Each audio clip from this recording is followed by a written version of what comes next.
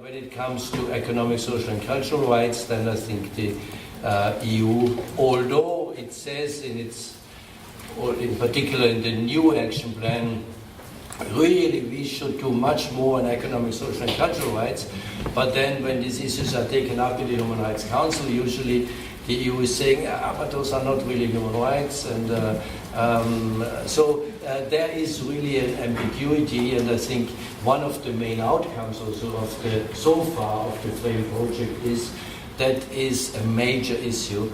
As long as you don't take economic, social and cultural rights seriously, you are not living up to the indivisibility and interdependence of all human rights.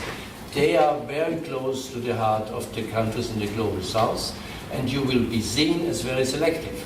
The EU is seen as selective. So what Europe is getting now is a bucket of very cold water on human rights complacency. No one can deny that the EU has put human rights, the rule of law and democracy to the forefront of the European project, and has been met in many cases with stunning success. Even leaders with tendencies to authoritarian rule do at least have to pay lip service to their commitment to human rights, no matter how skewed their concept of those rights are. The EU attempts to embed human rights principles in its foreign policy, in its humanitarian policies, in its cohesion policies, and in its trade policies. Non-discrimination is not only guaranteed in matters of employment and between men and women, but it is a fundamental principle which applies to all the rights of the European Social Charter. According to Article E of the Charter, the Charter applies regardless of race, sex, age, color, language, religion, opinions, national origin, social background, state of health, or association with a national minority. And it is clear that this list of grounds has not to be intended as exhaustive.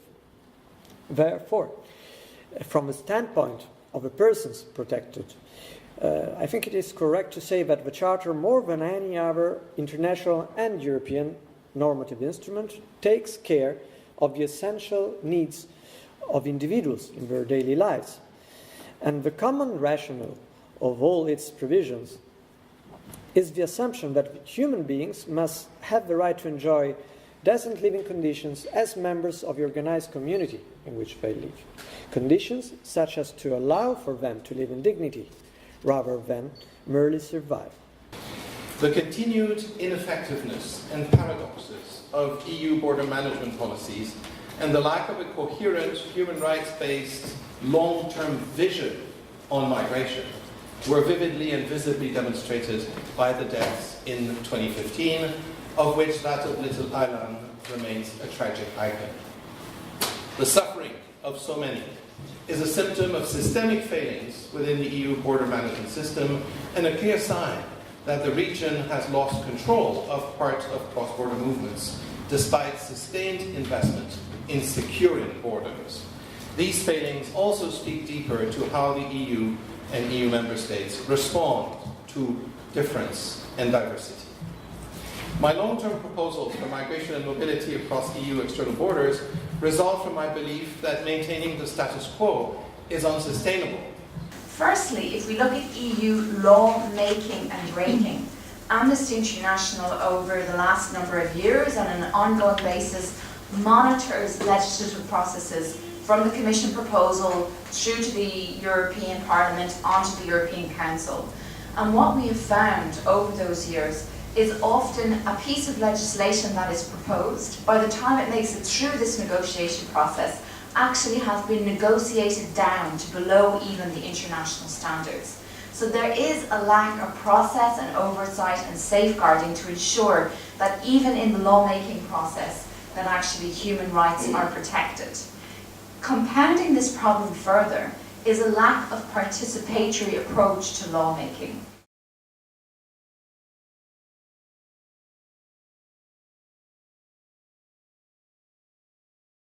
All humans are born free and equal in dignity and rights. So proclaims the Universal Declaration of Human Rights. But in practice, human rights don't just happen. Governments must take concrete actions to respect, protect and fulfill them. That's why the European Union has pledged to promote human rights for all, in Europe and the rest of the world. This MOOC, Massive Open Online Course, is based on FRAME, the largest research project through which leading academics inform students, civil society and policymakers on the EU and human rights. The MOOC explores how the EU influences the global enjoyment of human rights. It identifies what the EU does well and what it can improve from different angles. First, what factors enable or prevent the promotion of human rights by the EU? For instance, the economic crisis or political ideologies. Second, which actors must the EU engage in order to promote human rights? The UN? NGOs? Business? Then, how do EU policies actually contribute to human rights? The EU is a formidable trade power, a major donor of development aid and a destination of choice for migrants. But in all these roles, is the EU a positive force for human rights? Finally, what's in the EU's toolbox?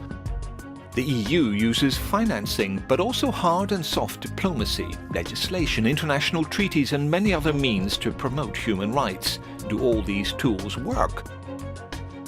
Or would they need an update? Are you interested in these issues which concern us all? Join us on an exciting journey and learn about the EU and human rights.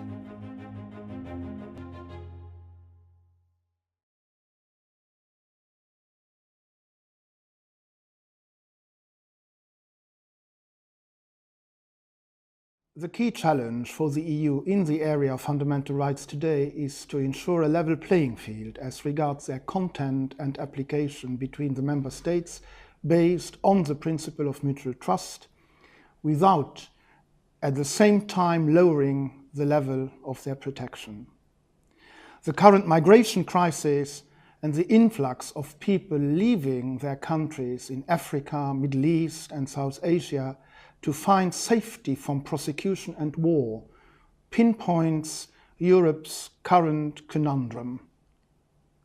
How is it possible to maintain the idea of a borderless Europe while handling adequately the influx of migrants and offering them proper resettlement and integration opportunities? The recent terrorist attacks in Brussels, Paris, and some days ago in London only intensify the problem. How easy is it today to combine the principle of movement of people with an effective control of EU external borders? The problem is exacerbated by some member states of the EU who, faced with the current ascendance of populism, act as lone rangers, building walls and tightening border controls. The big challenge for the EU is to guarantee a coherent implementation of fundamental rights protection throughout Europe. Without it, a system which bears an enormous strain due to the inflow of migrants might reach a point of collapse. Consistency will not be achieved only through the EU's own policy making and judicial control. A global coordination of all the main judicial actors involved in the European edifice of human rights is needed, namely the national courts, the Court of Justice of the European Union, and the European Court of Human Rights.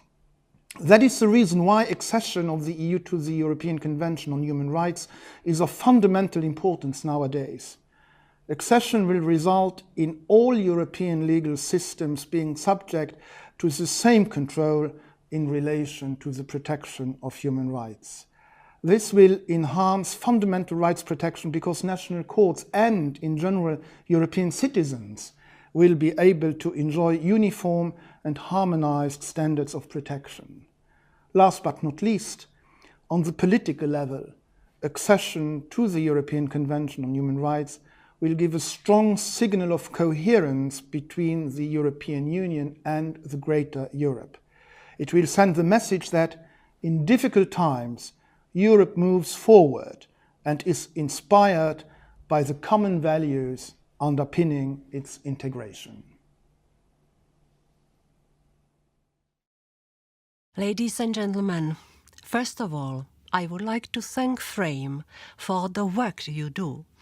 Your research on the contribution of EU policies to promote human rights helps us to make sure that we respond in the right way to the concerns and fears of our citizens. Academics like you are well placed to look at fundamental rights issues with fresh eyes and identify new ways to read reality. That is why the EU places academic freedom at the core of our democratic values.